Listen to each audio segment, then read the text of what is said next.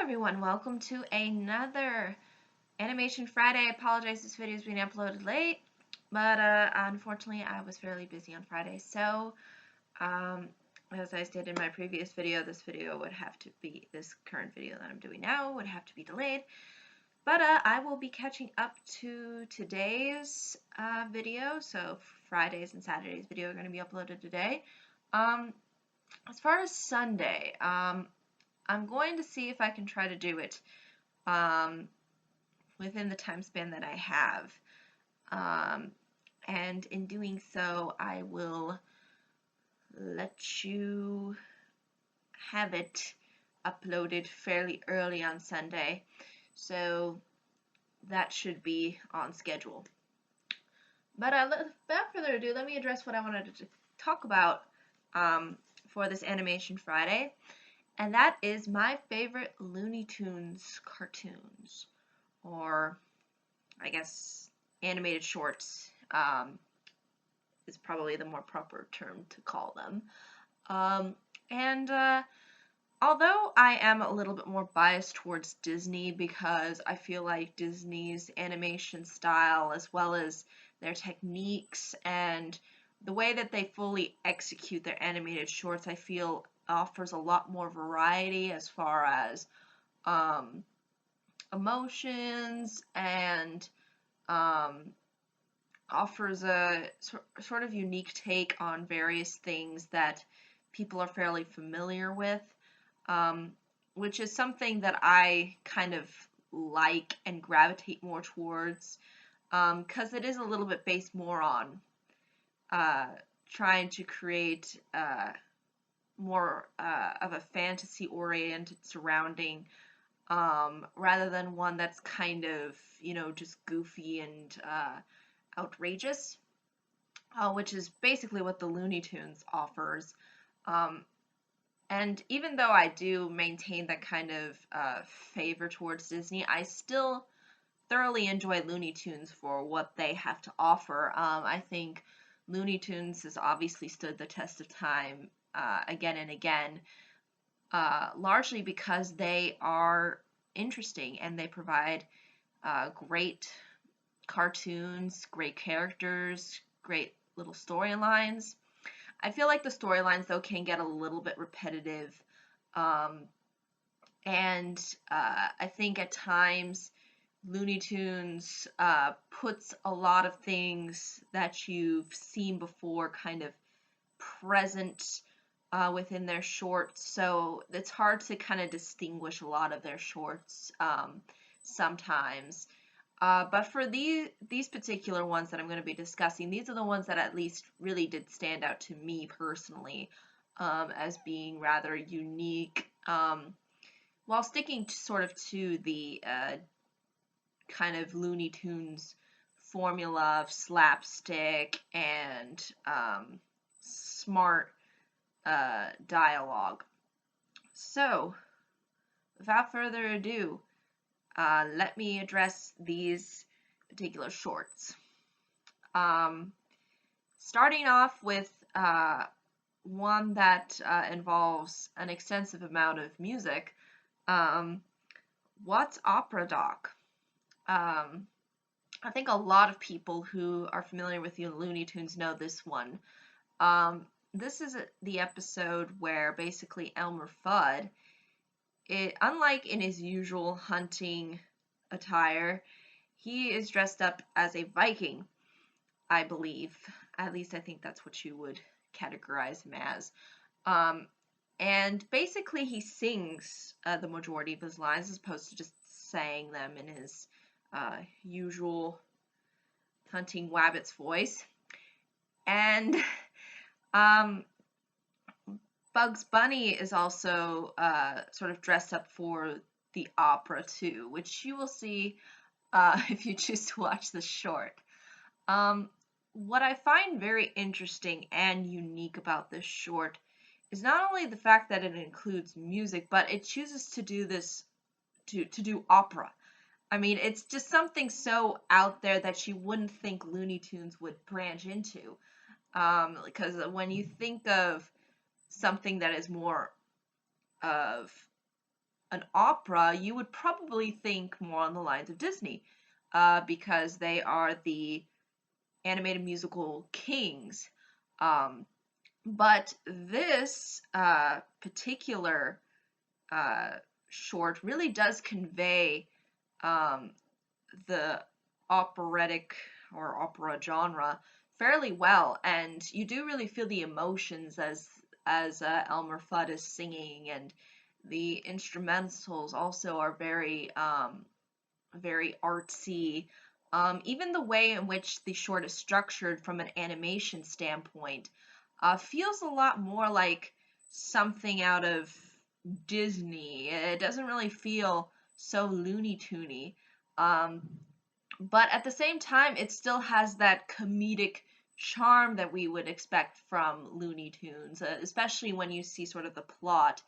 And I mean, even though the plot in its basic format is Elmer Fudd trying to hunt down Bugs Bunny, um, just the way it flows and just the funny expressions and uh, just the sheer amount of kind of ridiculousness surrounding it, um, but also the kind of beauty that's within the short really seems to gel out really well.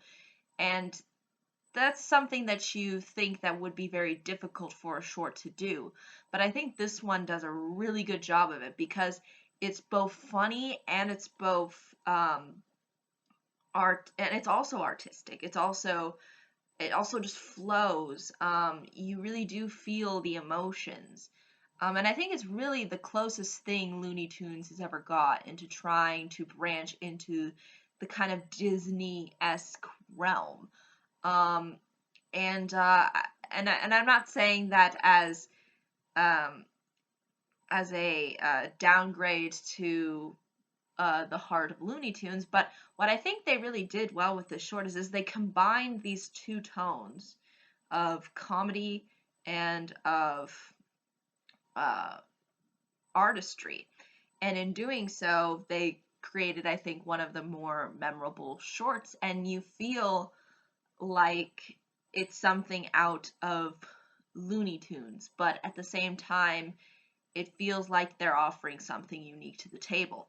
And that's why I felt like it really did stand out to me. Um, and it wasn't something that I expected.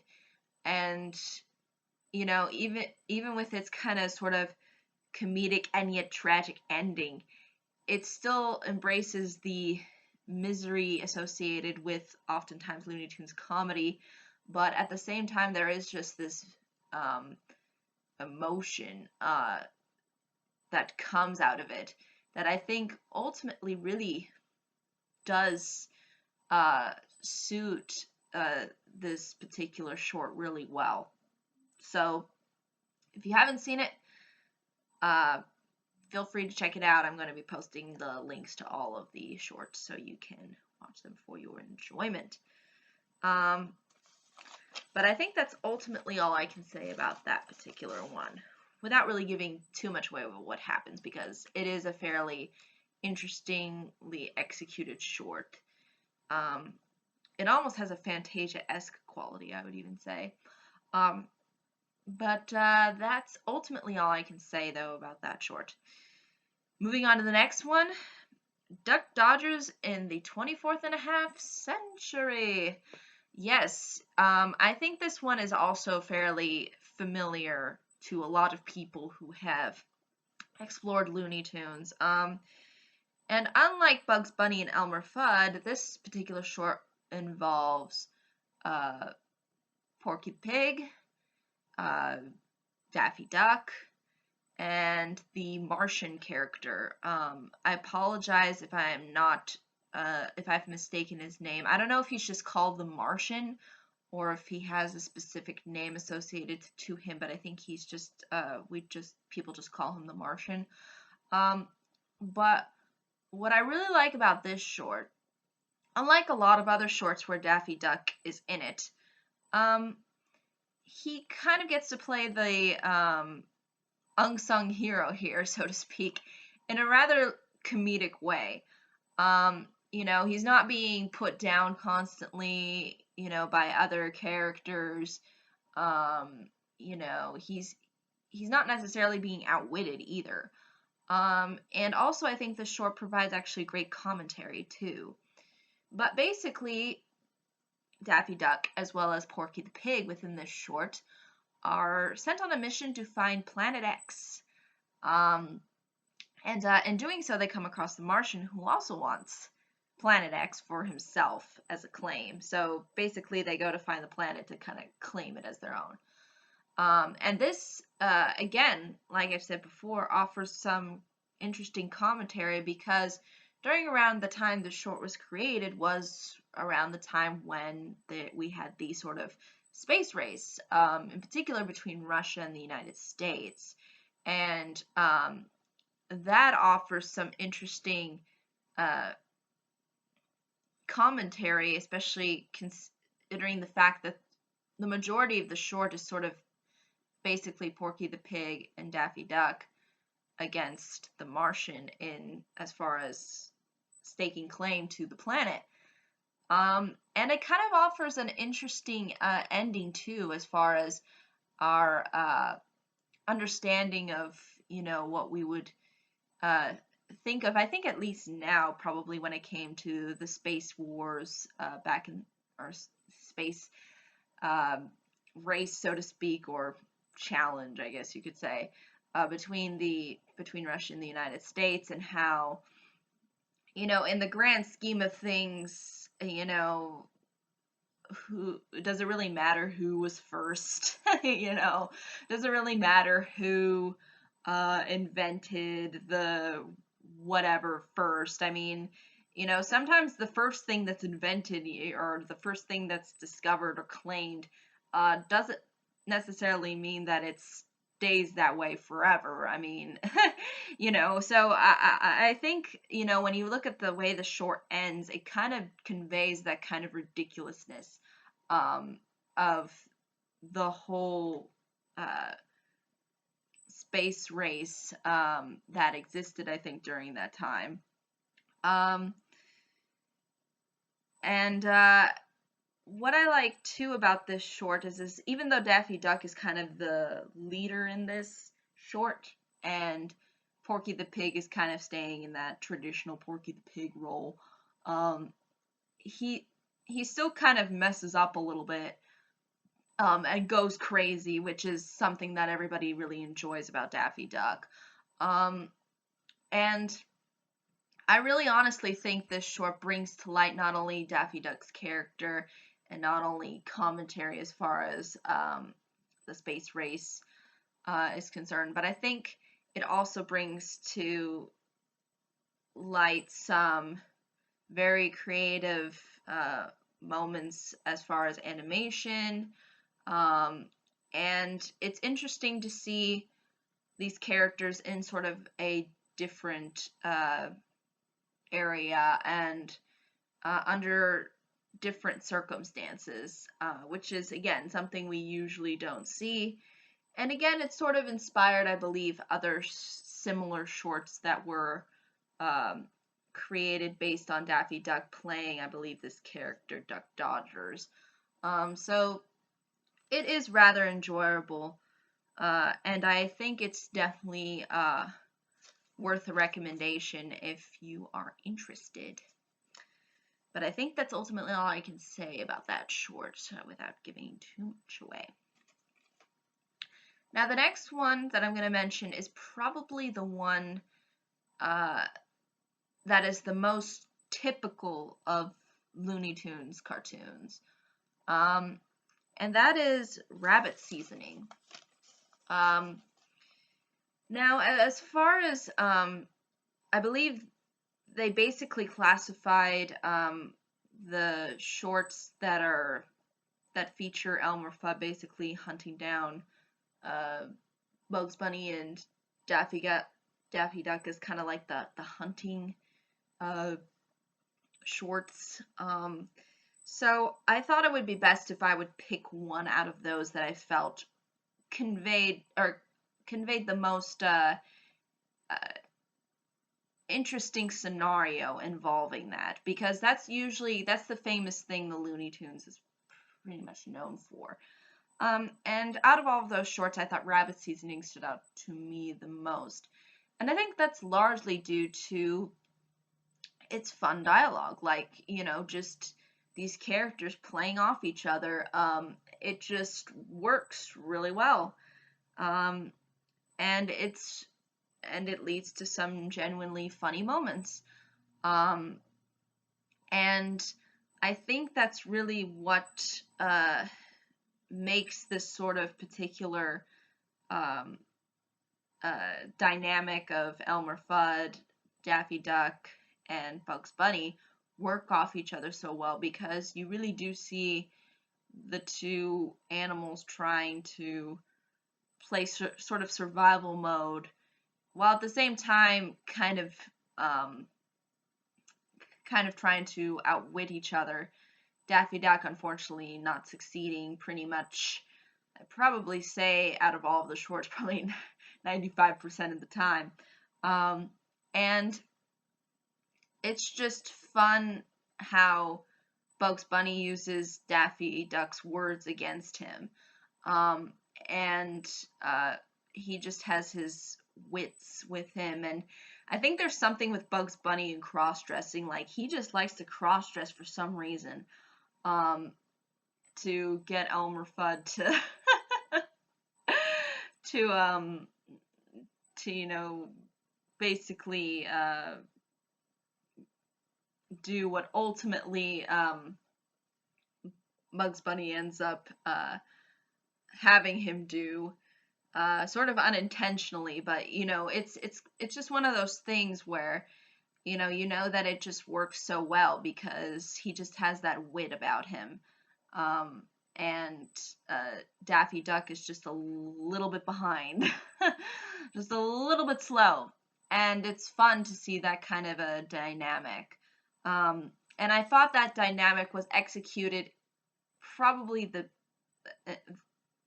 in the best sense, I think, within this short. And it is, I think, one of the more famous ones that people remember. And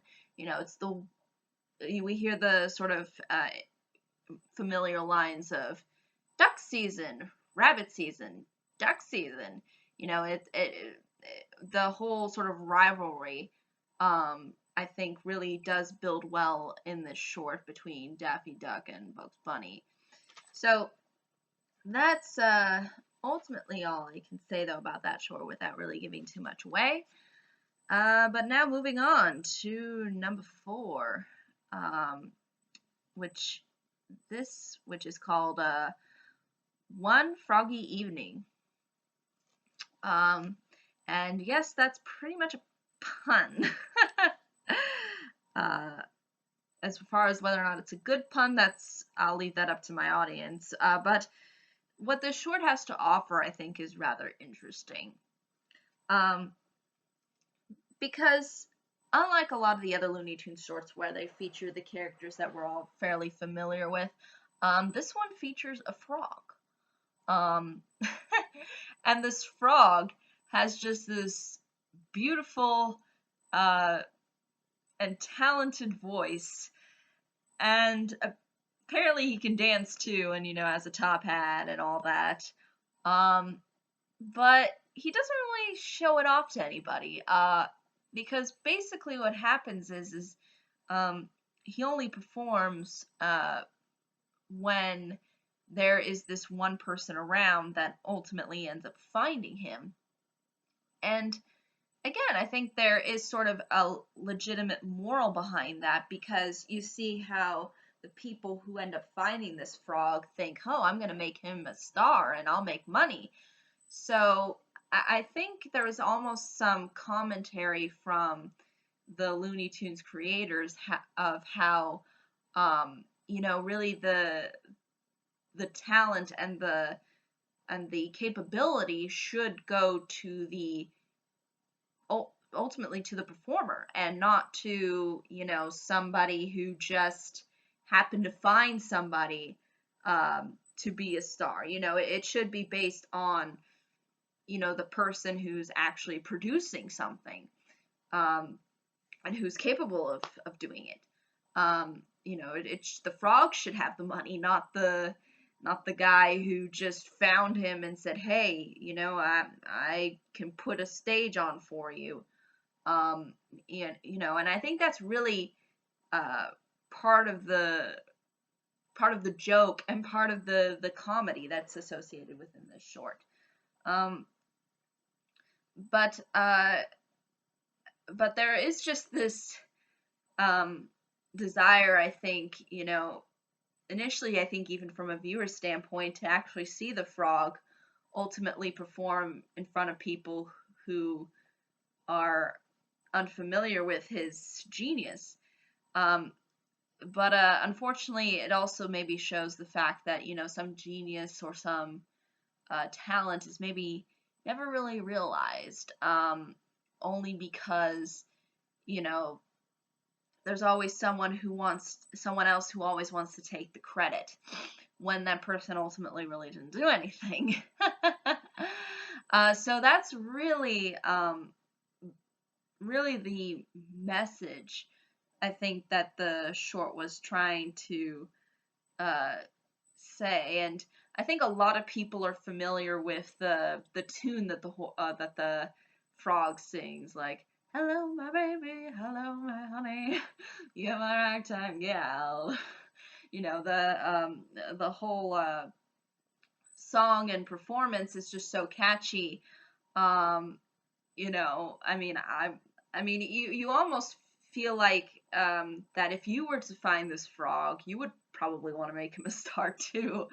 Although I wouldn't necessarily think it from a money standpoint, only because I feel like that, it would just be so cool just to see a frog do that. I wouldn't really need to make money off of him. I would just be happy to witness that. But yeah, I think that's really the essence of the short, and even though it has even though it's rather simple, it still conveys a lot, and a lot based within comedy, uh, as opposed to drama, because you think a lot of this would be more dramatic, but a lot of it is really just kind of making fun and poking fun at people who do things for more selfish purposes, and ultimately don't have the uh, capabilities that other people might have, or they'll just piggyback off of somebody as opposed to trying to be talented themselves.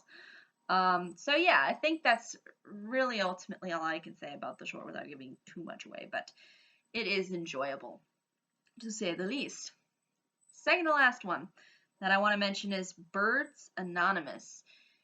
Now, this involves Tweety and the cat, and I apologize, I'm not familiar with the cat's name. Again, I'm not really hugely familiar with Looney Tunes, but I did do my research. I just, for the life of me, can't remember that cat's name, and for some reason, that cat doesn't really stand out to me as being one of the more interesting characters. But I find this short rather interesting because, unlike a lot of other shorts that involve Tweety Bird and this cat, um, this one centers around the cat trying to suppress his urges to basically go after Tweety. Unlike a lot of the other shorts where it's all about, the slapstick and the cat trying constantly and failing, similar dynamic to Tom and Jerry. I mean, I'm wondering though if I'm wondering who stole off of who. I can't remember. um, I would think that they came out roughly around the same time, but again, just involving different animals. But not only is it about suppressing his urges, but we also see like that there's a whole group of cats that are doing this, and that's how he gets involved and suddenly has this kind of epiphany um, to not cave into the urge of eating, or at least attempting to eat Tweety Bird. But unfortunately, the urges get the best of him. Um, but the ironic thing is that even though his urges get the best of him, and another cat tries to intervene and stop him, um, that cat eventually caves into the urges. And as a result, the cat that's constantly chasing Tweety Bird around has to sort of defend Tweety Bird a bit as a result. And the line that Tweety says at the end sort of, I think, conveys an interesting kind of moral in that, you sort of are who you are. It's like, cats like birds. There's no you end up liking what you end up liking. You gravitate towards um, what what you think on a personal level. There's no changing things that are sort of kind of innate to you. Um, you know, like um, like for example, um, I'm female, therefore I can't lift 250 pounds worth of stuff. Um, and so again, recognizing that your limitations and what you are and what you can and cannot control, um, is something I think that is sort of true and is conveyed, I think, in an interesting way in this short. Even though the cat kind of does defend the bird, you ultimately see how essential it is for people to not deter away from their true selves, because then you're creating a lie, and you're living in a fantasy. So I think that's really the essence of this short, and I think it works really well, and gets that message across in a rather interesting way. So yeah, I think that's really ultimately all I can say about that one. But last one I wanted to mention was to beep or not to beep. Now, if you hear the beep beep, yeah, you probably expect the Roadrunner and Wile E. Coyote. Yes, we're going to be addressing a short that has them featured. Now, I know there's a lot of other characters that are part of Looney Tunes, but out of all of the Looney Tunes out there, these are the kinds of shorts that I gravitated to more towards, like Bugs Bunny, uh, Daffy Duck, Tweety Bird, and then Wile E. Coyote and the Roadrunner.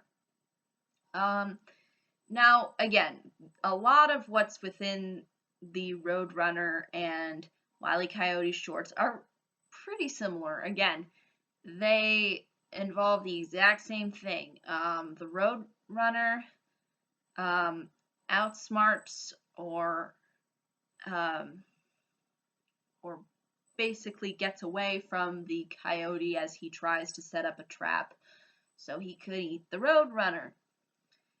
Now, in this short, unlike a lot of other shorts, this one actually starts off with the coyote, Wile E. Coyote, basically looking at I guess you would call it a cookbook, and he sees the Roadrunner, and you kind of can tell that he has this sort of innate desire to eat it, similar to the cat and having desire to eat the Tweety Bird,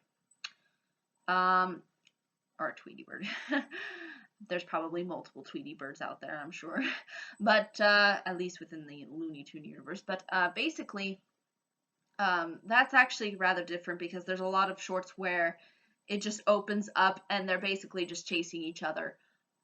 Whereas this one, you kind of really do see the temptation that he has, and that's and how that's sort of innate within him. And that's just kind of part of nature. Um, and unlike a lot of other shorts that involve the Roadrunner just, going from trap to trap as he's trying to set up one particular trap and that doesn't work, so he goes off to another trap, makes it doesn't work, um, in order to get the Roadrunner.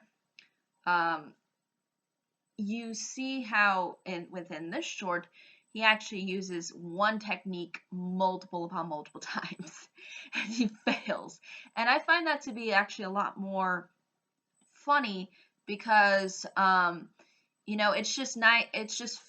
I think it just comes off more effectively when you see someone try something that is the same and it just fails upon multiple occasions. And you see how it fails in like elaborate ways, as opposed to, him just setting up a trap and then having it not succeed and then just going on to something completely different. So I think it really builds that comedic understanding. And I think too, you even see initially in the beginning of the short that the Roadrunner kind of understands, uh, the sort of nature of the coyote, and that when he's like looking over the coyote's shoulder, he just kind of goes, "Yeah, I know you want to eat me, but good luck, good luck trying to do that." So I think that also provides some interesting, funny, kind of commentary, because usually a lot of the times the Roadrunner is just sort of, he just meeps and then he goes away real fast, as opposed to just kind of staying for a while and just kind of taking in the coyote's sort of perspective. Um, but yeah, I think that's really all I can say about all of these shorts. I will be sure to put them all within the description so that you may enjoy them. But thank you so much for watching. I hope you all have a pleasant day, week, month, and year. And I hope to see you all in the next video. Take care. Bye-bye.